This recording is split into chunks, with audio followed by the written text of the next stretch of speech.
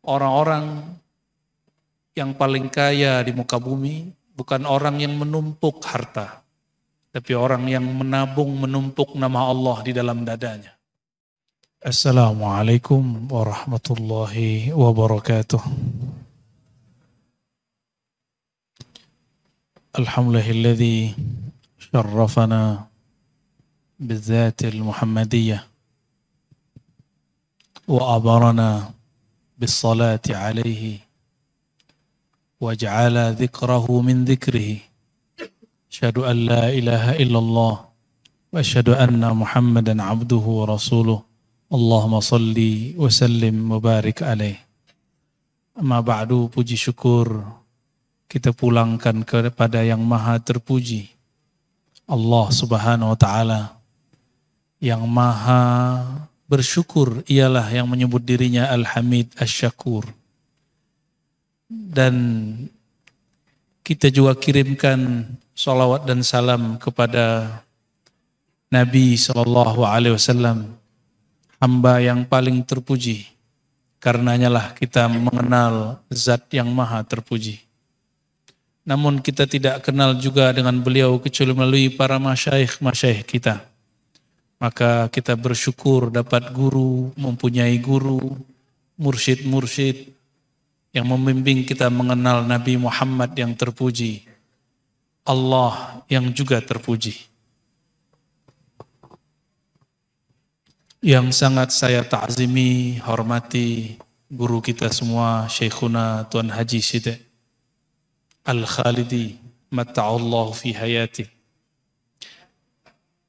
Mohon maaf jika ada keterlambatan.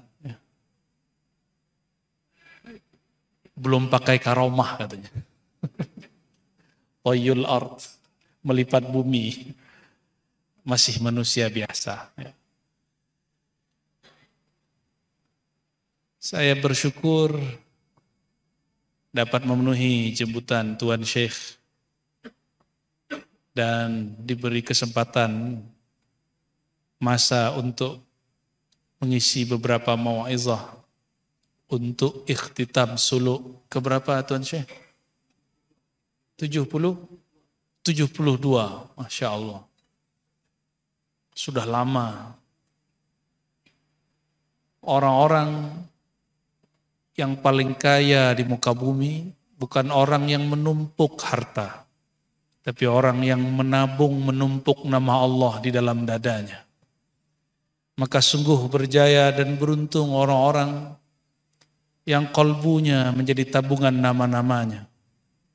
Benarlah kata masyayikh kita sedari dulu, sudurul aulia, dadanya para aulia, kekasih-kekasih Allah, adalah kuburul ma'arif wal asrar, adalah kuburan, makam daripada sir dan ma'rifat kepada Allah subhanahu wa ta'ala. Dan kita beruntung di negeri kita, di Nusantara ini, walaupun berlainan bangsa, suku, dan negara, tapi secara manhaj masihlah sama. Saya dari seberang Sumatera Barat, walaupun tinggal di Jakarta, kami sudah mengikuti suluk semenjak berumur 13 tahun. Dahulu masih ketat, masih wajib 40 hari, belum boleh 10 hari. Belum ada lagi 3 hari. Kami dahulu dididik mengurangi makan. Mengurangi makan yang tidak thayyib. Halal tapi tidak thayyib, tidak boleh. Salah satunya dulu tidak memakan yang bernyawa. Tapi saya dengar mursyid kita berijtihad. Kalau ini yang menjadi halangan orang berzikir, ayo makanlah sesukamu, yang penting halal. Yang penting makan ikan, makan daging, tidak menghalang zikir daripada menghalangi zikir.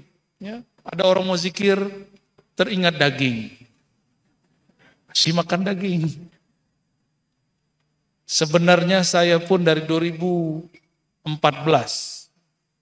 kami diamanahkan para masyayikh juga membersamai beliau membimbing para salikin. Dahulu walaupun saya tinggal di Jakarta, jika hendak memimpin suluk, saya bawa ke Sumatera Barat, ke Minangkabau. Orang sini nyebutnya Minangkarabau ya. Kita bawa ke sana. Karena banyak yang ikut itu mantan-mantan Wahabi, suka makan daging. Yang penting dia mau zikir dan bersuluk, makanlah daging, makanlah ikan. Tapi kami tidak cakap kepada siapapun, kami diam-diam aja, secret. Kita ganti istilahnya dulu, bukan bersuluk, beriktikaf.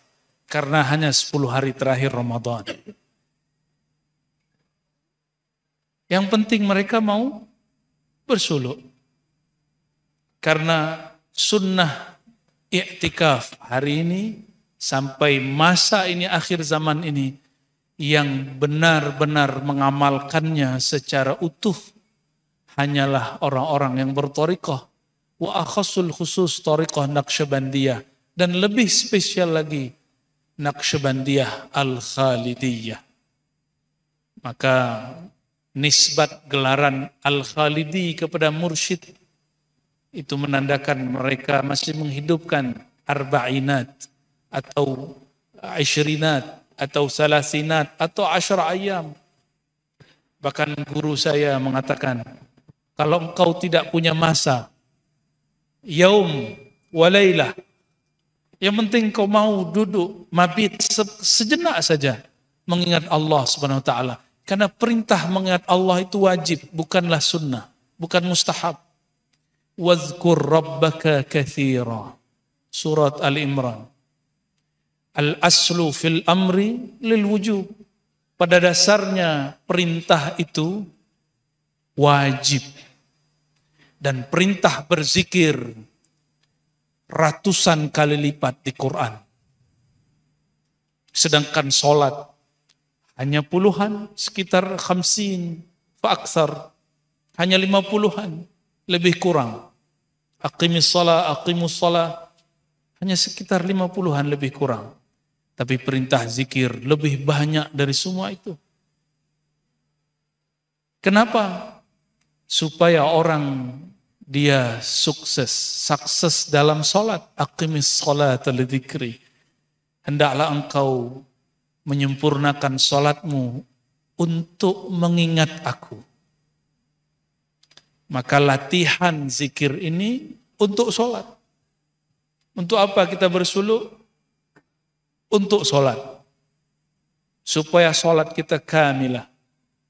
Maka kita sampaikanlah jazakallah ayyuhal masyayikh. Jazakumullah ayyuhal masyayikh. Kita katakan terima kasih wahai Tuan Guru. Semoga beliau hayatnya setiap nafasnya diberkahi oleh Allah SWT. Keluarganya, usahanya, perjuangannya diridai oleh Allah Subhanahu wa taala.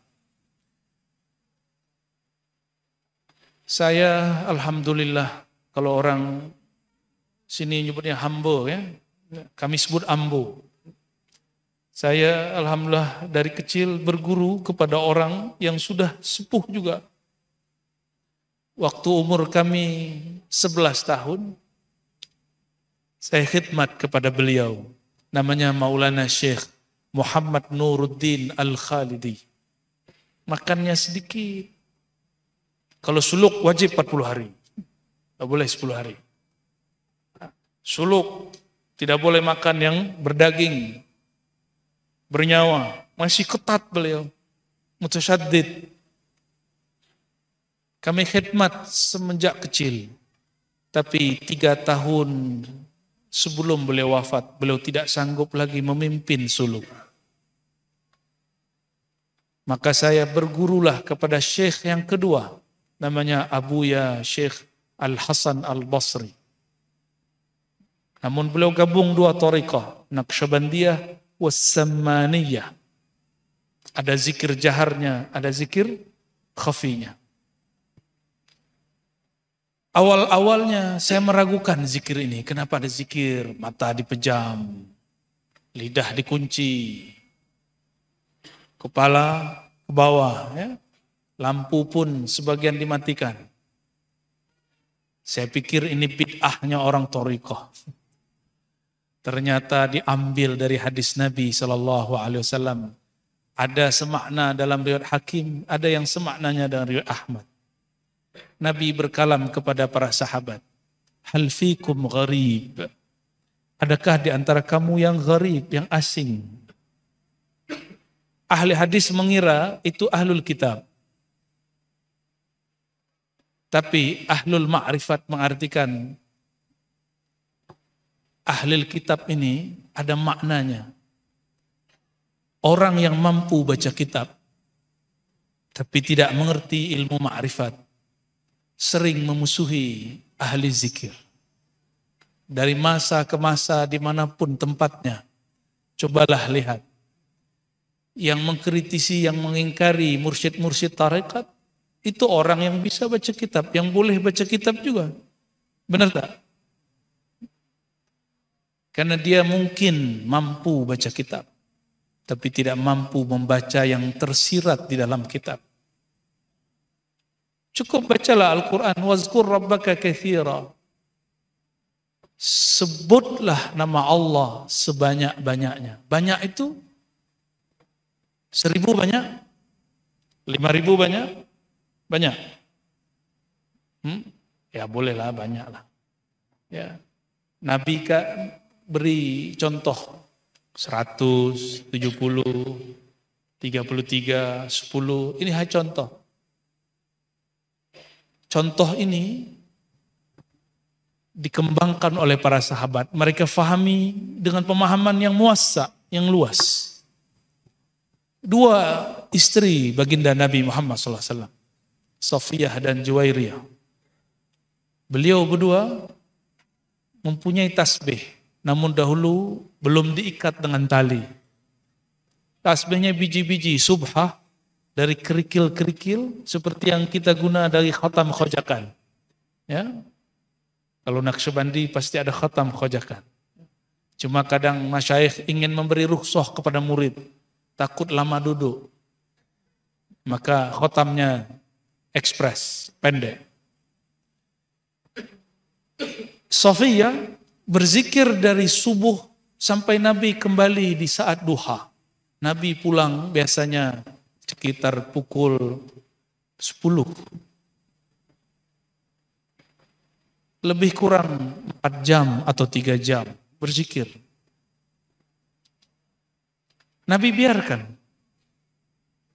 Artinya zikir menghitung adalah salah satu marhalah, level berzikir untuk mubtadi, untuk pemula. Untuk orang-orang yang sedang memulai zikir. Nabi biarkan. Ketika beliau berangkat subuh. Tapi karena ini istri Rasulullah Sallallahu Alaihi Wasallam, maka ruhaninya cepat usul kepada Allah. Maka Allah langsung mengkabarkan kepada Nabi untuk alih zikir anak ini, istrinya ini. Ketika pulang Nabi tanya, maukah kamu aku ajarkan? Ala adulluki, maukah aku ajarkan engkau, tunjuk ajar engkau zikir yang lebih afdal daripada menghitung satu persatu. Tentu seorang murid sahabat sekaligus istri mau. Lalu Nabi mengajarkan, zikir itu hakikatnya ada pada bab wukuf dalam thariqah Naqsyabandiyah Khalidiyah. Namun jika dilafazkan bunyinya, subhanallah wa bihamdihi adada khalqihi wa zinata arshihi wa ridha nafsihi wa midada kalimati. Lafaz mulia ini, lafaz yang muncul dari lisan baginda Nabi Muhammad SAW. Jika disirkan itulah wukuf. Awalnya kita zikir ismuz zat, ismul jalalah pada latifah qalbu, lalu lataif, lalu tahlil, nafi isbat. Kenapa kemudian zikirnya zikir diam? Supaya kita merasakan fazkuruni azkurkum, sebut aku ingat engkau. Biarkan dia menyebut dirinya melalui qalbu kita. Maka dikatakan subhanallah bihamdihi subhanallazim adada khalqihi wa zinata arsyihi wa ridha nafsihi wa midada kalimati. Apa maknanya? Terjemah umumnya, ya Allah, Engkau maha terpuji, Engkau maha mulia, Engkau maha suci, sesuka-sukamu, seridha-ridhamu, semau-maumu. Itulah hakikat zikir wukuf. Dan itu ada dalam marhalah-marhalah, kami menyebutnya kurikulum, benar sama, kurikulum berzikir. Maka bolehlah disebut surau-surau suluk itu madrasah qalbiyah, madrasah latihan qalbu. Tuan-tuan, puan-puan yang melekat Allah, para salikin. Saya dengar tidak hanya dari Malaysia, Tuan Guru, ada dari macam-macam, dari Asia Tengah juga. Benar? Ada ya? Yang jauh dari mana itu? Kazakhstan. Oh, tetangganya Uzbek. Ya, dahulu Naqsyabandiyah dari sana. Sekarang ini bukan rahasia. Ini kabar gembira untuk kita semua. Umat Islam yang paling banyak mengamalkan thariqah Naqsyabandiyah adalah orang-orang di negeri kita ini, Nusantara ini. Malaysia kah itu atau Indonesia? Paling banyak. Alhamdulillah. Bahkan di Sumatera ada negeri 1000 suluk di daerah Kampar, Riau. Kampungnya Syekh Abdul Wahab Rokan sebelum beliau berpindah ke Basilam. Di Basilam hari ini, setiap hari ada orang bersuluk. Saya bertanyalah kepada mursyid saya di Sumatera Barat, di Minangkabau. Boleh suluk setiap saat? Boleh. Namanya as-suluk. Ya, suluk mutlak. Kapanpun. Namun karena hari ini kita terikat oleh masa cuti, masa bekerja, akhirnya beberapa guru menyesuaikan masa. Berzikir ala thariqah Naqsyabandiyah sebenarnya tidak ada yang bid'ah. Namun dahulu di Mekah ada orang berjidal sesama ulama, bukan murid. Yang berjidal itu Syekh Ahmad Khatib Al-Minangkabawi, orang kampung saya juga. Tapi lama sudah jadi mufti di Mekah. Beliau juga mursyid thariqah khalwatiyah. Tapi dia tidak bersetuju dengan satu manhaj dalam thariqah Naqsyabandiyah Khalidiyah yang bernama Rabithah. Rabithatul Mursyid. Maka dia tulislah satu buku, risalah kecil, untuk membantah tentang risalah bab Rabithah. Karena dahulu ada mursyid kita di Damaskus, orang Baghdad, hijrah ke Damaskus. Namanya Al-Mujaddid Maulana Syekh Khalid Al-Baghdadi, thumma Dimashqi. Orang Malaysia sebut Damsyqi, Damsyq. Maulana Khalid ini, beliau yang dapat ilham banyak untuk menghidupkan sunnah arba'inat. Lalu memapankan, mengutuhkan, mempatenkan manhaj Rabithah, Rabithatul Mursyid. Sebelumnya ini hanya kalimat-kalimat sir yang ada di kitab. Imam Sya'rani dulu sudah bahas itu, tapi tidak betul-betul dinyatakan. Sampai masa Maulana Khalid, ini dijadikan sebagai babul futuh. Ada murid tidak sanggup melalui mujahadah, mata bergadang, mata bangun. Setiap kali zikir ada suara lain, suara nafas. Zikir nafas. Zikir nafas ya. Kalau di Thariqah Ahmadi zikir nafas jelas. Allah. Ini zikir nafasnya. Lidah dikunci, lainlah yang berbunyi. Tapi mursyid mendengar, melihat murid begitu tambah sayang. Ya Allah, muridku hendak belajar menyebut nama Engkau ya Allah. Tapi malah dia tidak kuat, dia tertidur. Kepala lehernya langsung patah. Tadinya tasbih di tangan, sekarang tasbih bergerak sendiri. Allahumma sholli ala Sayyidina Muhammad. Pengalaman saya, bukan pengalaman murid-murid di sini. Lebih kurang sama ya. Kenapa makan harus sedikit? Supaya tidak zikir nafas. Itu rahasianya. Itu rahasianya. Karena jika orang makan banyak, di dalam perutnya ini bekerja, pencernaannya lelah, dia memerlukan rahat yang luar biasa banyak. Maka salah satu babul futuh adalah taqlilut ta'am, menyedikitkan makan, wasyurb, dan minum. Supaya tidak ngantuk. Tapi guru karena sayang dengan murid, yang penting dia mau zikir, makan banyak boleh. Alhamdulillah, inilah ummah almarhumah. Maka umat ini disebut ummah almarhumah, umat yang disayang dan penyayang. Betul-betul penyayang. Banyak yang sudah dirukhsah. Guru mengatakan, ya Allah, biarlah aku tanggung beban muridku. Dahulu di Suryalaya juga ada Abah Anom namanya. Juga Naqsyabandiyah, tapi Mutahhariyah yang digabung dengan Qadiriyah. Murid-murid bertanya, perlukah kami zikir dengan angka 11.000, 70.000? Beliau mengatakan tidak. Yang penting setiap sholat wajib 165. La ilaha illallah. Lalu bagaimana tugas-tugas yang lain, wazifah yang lain? Jawaban beliau, biarlah aku yang tanggung. Guru-guru begitu. Ya. Jadi ketika antum sudah dibolehkan makam yang bernyawa, tidur pun bolehlah agak ditambah. Itu guru yang lelah. Ya. Tidak mudah jadi guru, maka jangan berharap-harap jadi mursyid. Namanya cari-cari masalah. Tapi orang terpilih adalah orang yang mau menghadapi masalah. Masalah itu tidak hanya menghadapi ngantuk. Banyak masalah, nantilah kita cerita ya. Masalah internal, nanti masalah eksternal. Banyak. Ya. Kembali ke masalah zikir dan rabithah. Syekh Ahmad Khatib Al-Minangkabawi, beliau ternyata memahami rabithah itu menyembah guru. Dia kurang faham tentang rabithah.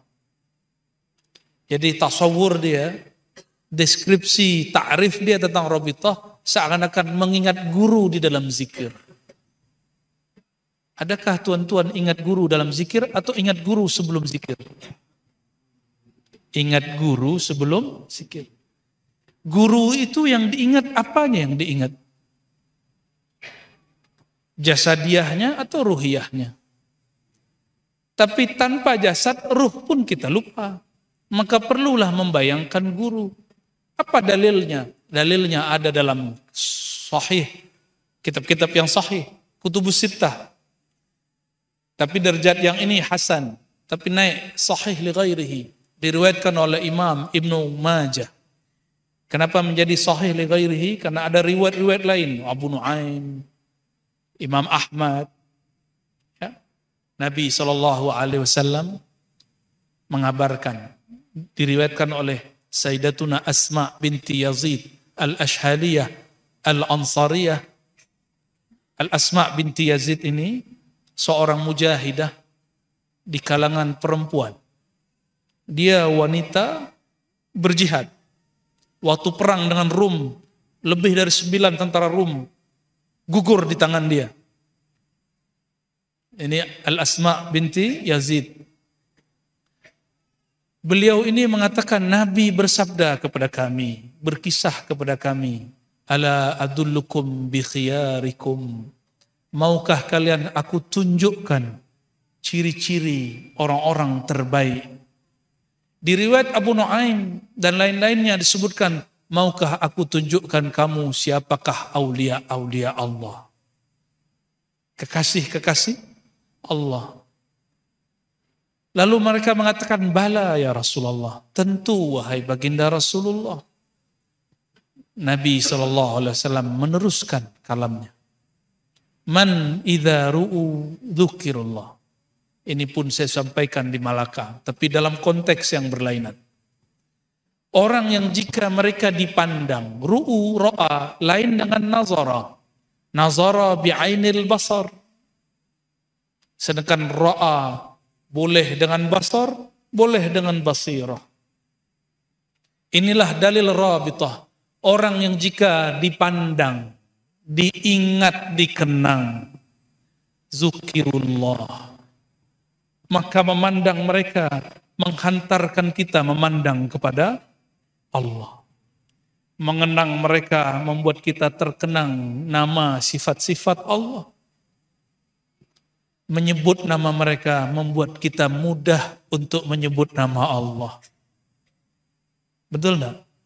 Maka sahabat-sahabatku, para salikin, para muhibbin, apabila zikir rumit untuk dibaca, wuduklah sejenak, sholat 2 rakaat, perbaiki rabithah. Karena para masyayikh, mereka sadar tidak sadar, karena mereka berguru, ada al-madad ar-ruhi bersama mereka. Ada madad, apa arti madad? Al-i'anah al-ilahiyah, bantuan ilahiyah yang mengalir dalam diri mereka. Kalau tubuh fisik ini tidak sanggup untuk menanggung masalah itu, tapi karena berkah al-madad masyayikh, maka guru-guru kita Allah kuatkan. Mereka kuat dikuatkan. Mereka alim dialimkan. Maka kalau ditanya, mursyid tidak tahu isi hati murid, tapi diberitahu mungkin. Jadi jangan juga berkeyakinan berlebihan. Mursyid mengetahui yang gaib, itu su'ul adab dengan mursyid. Tidak boleh. Ya, kita meyakini mursyid manusia biasa yang Allah pilih ruhnya, kolbunya. Dia tahu karena diberitahu. Jika dia tidak tahu, bukan berarti dia tidak karomah. Ini ada murid-murid menantang gurunya pakai hati. Jika dia tidak tahu namaku, bukan berarti dia bukan wali. Oh, si murid buat syarat sendiri. Kalau jadi wali harus kenal dia. Berarti dia wali itu. Si muridnya wali. Wali syaitan. Ini murid yang kurang ajar. Mensyaratkan gurunya wali kalau kenal dia. Nabi bertemu sahabat masih nanya, siapa namamu? Nabi masih nanya. Walaupun sesekali terjadi pada sahabat Salman Al-Farisi, beliau mengenal seseorang yang belum dikenalnya. Tapi tidak sering. Apa kata Salman ketika ditanya, kenapa engkau tahu namaku? Kita belum pernah bersuah. Jawaban beliau, araftu ruhak. Dalam riwayat Al-Hakim At-Tirmizi, arafa ruhi ruhak, ruhku kenal ruhmu. Tapi itu tidak boleh sering-sering. Karena hukum sunnatullah yang disebut hukumul adah mesti berlaku. Arabitah, apa faidah daripada rabitah? Rabitatul mursyid, aqrabut turuqi ilallah, adalah jalan pintas, highway menuju Allah. Kenapa? Nabi bersabda, anta ma'aman ahbabta. Engkau bersama yang engkau cintai. Yang dicintai guru siapa? Gurunya. Yang dicintai guru siapa? Gurunya. Yang dicintai para guru, para masyayikh adalah sayyidul masyayikh, sayyidul mursyidin, sayyidul anbiya wal mursalin, sayyidina Muhammad sallallahu alaihi wasallam. Maka tidak ada hari ini orang mengamalkan zikir, latihan seperti itu, kecuali orang-orang bertasawuf, berthariqah. Ya, ada kawan saya orang alim. Dia keluaran dari university yang berkelas. Apa kata mereka? Tidak usah bermursyid, saya punya banyak kitab. Dicobalah bertahun-tahun berzikir. Tapi di kitab banyaklah zikir. Hari ini zikir ini, besok zikir itu. mulailah kepalanya pening. Saya mau pilih zikir yang mana? Ternyata kitab tidak ada ruhnya. Tuan-tuan kalau sakit, bolehkah merujuk langsung kepada buku perubatan? Boleh enggak? Enggak boleh. Harus datang kepada dokter. Dokter pun tidak boleh sendiri. Dia bertanya kepada ahli farmasi. Dokter pun sekarang tidak sempurna. Begitu jugalah mursyid. Dia tidak mungkin sendiri. Pasti dia angkat muridnya, dia kader muridnya, dia bertanya juga kepada yang ahli. Nah, apabila kita berrabithah kepada mursyid, apa yang dirabithahkan? Rabtul qalbi bil qalbi. Rabithah itu bahasa Arab, artinya ikatan. Ikatan apakah itu? Anta ma'aman ahbabta, hadis Imam Bukhari. Engkau bersama yang engkau cintai. Ciri-ciri kita mencintai seseorang, kita beri dia hadiah. Maka berhadiahlah kepada guru.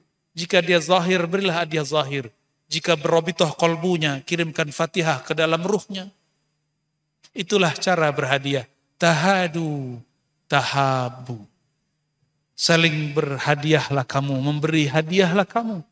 Maka engkau akan saling mencinta. Itu alasannya kenapa kita baca Fatihah untuk mursyid. Bukti cinta, mahar zikir. Kalau mereka sudah wafat, kalau masih hidup, apa yang mampu kita beri, kita beri. Beliau buat zawiyah surau, kita bantu. Beliau pimpin suluk, kita berkorban. Kalau kita tidak mursyid, yang minimal kita menjadi orang yang membantu para mursyid. Tuan-tuan, perempuan yang karena Allah, perkara rabithah ini kemudian ramailah di negeri kami. Termasuk juga di Semenanjung ini. Lalu adalah sahabat dan dulu juga muridnya Syekh Ahmad Khatib Al-Minangkabawi. Namanya Maulana Syekh Muhammad Sa'ad Al-Khalidi. Juga Al-Khalidi. Beliau mengambil berjalur thariqahnya kepada Syekh Muhammad Jamil dari Sulaiman Afandi. Sulaiman Afandi, kita sebut Sulaiman Hasan, Sulaiman Zuhdi, guru daripada Syekh Abdul Wahab Rokan. Lalu Syekh Sulaiman Afandi ini mengambil dari Sulaiman Qarimi. Sulaiman Qarimi ini punya sahabat namanya Syekh Ismail Al-Minangkabawi. Beliaulah yang pertama berpolemik, bertikai dengan orang-orang yang anti rabithah. Yang kemudian mengatakan rabithah bid'ah. Namanya Syekh Ismail. Dia punya nazam thariqah, nazam silsilah. Dalam kitab-kitab thariqah ada. Kami masih baca. Biasanya kalau khatam khazakan, kalau tawajuh, kami bacakan itu.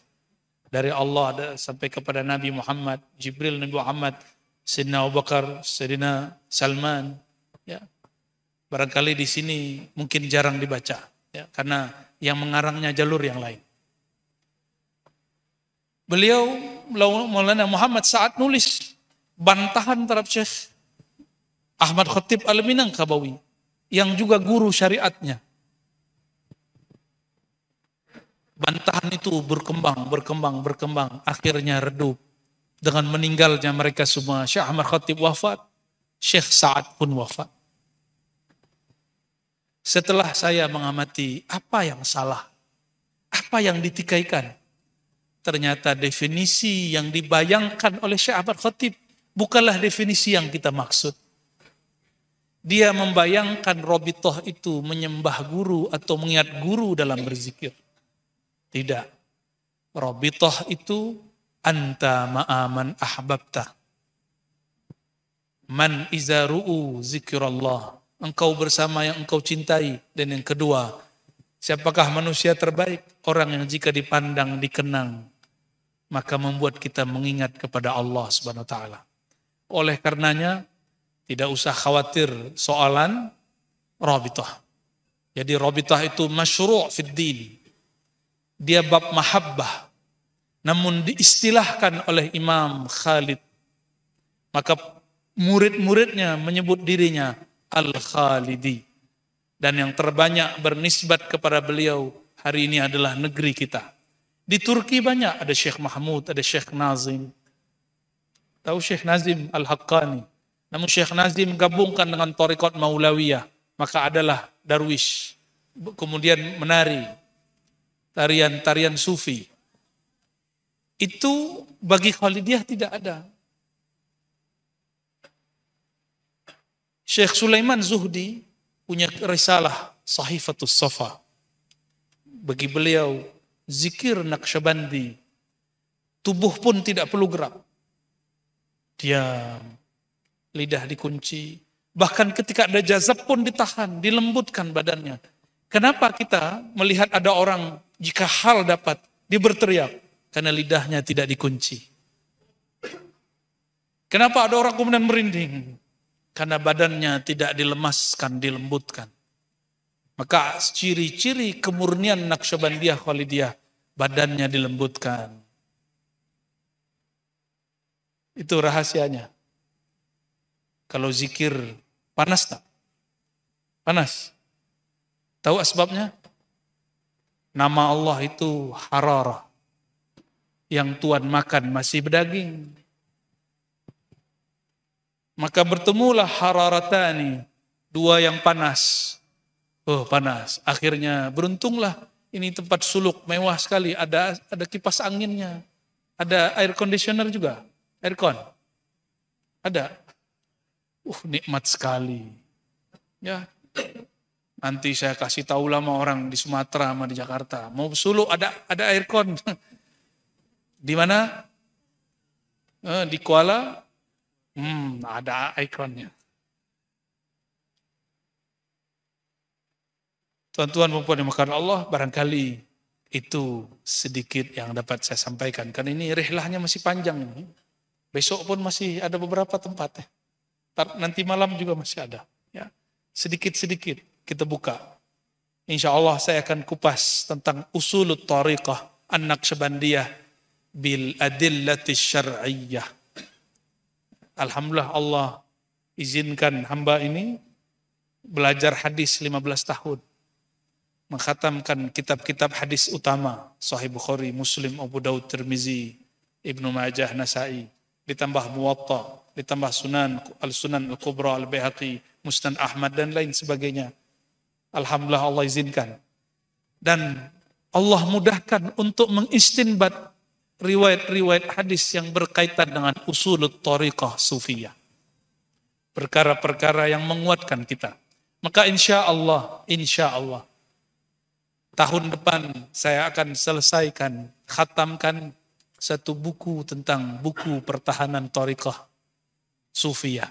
Semua tariqah boleh ambil dalil dari sana. Apakah Naqsyabandiyah, Khalidiyah, Syaziliyah, Ahmadiyah, dan lain sebagainya. Insya Allah. Semuanya kita ambil dari dalil Quran, sunnah, ijma', qiyas, kalam ulama' salafus salih, ijtihad para ulama' terdahulu. Insya Allah.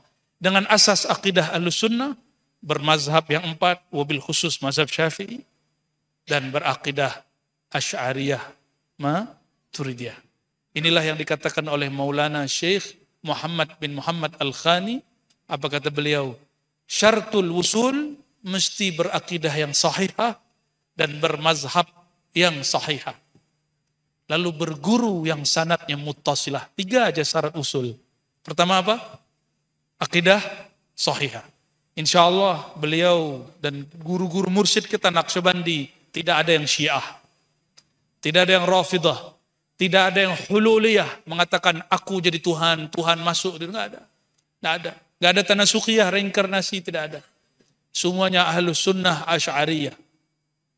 Bermazhab fikih. Tuan guru kita bermazhab fikih Syafi'i. Dan berthariqah yang bersambung. Dan di pertemuan yang awal saya bertanya kepada Tuan Syekh. Ternyata sanad beliau bersambung kepada Syekh Abdul Wahab Rokan. Ya. Maka sanad kami, silsilah kami bertemu di gurunya Syekh Abdul Wahab Rokan. Yaitu Syekh Sulaiman Zuhdi. Namun dari jalur ulama Kampar kita bertemu di Syekh Sulaiman Rokan. Dan kata ulama kita, ketahuilah silsilah gurumu, engkau akan mengenal keluarga ilmumu. maka mohon diangkat saya jadi murid Tuan Syekh. Saya masih jauh lah ya. Semoga pertemuan ini diridhoi oleh Allah Subhanahu wa taala. Assalamualaikum warahmatullahi wabarakatuh.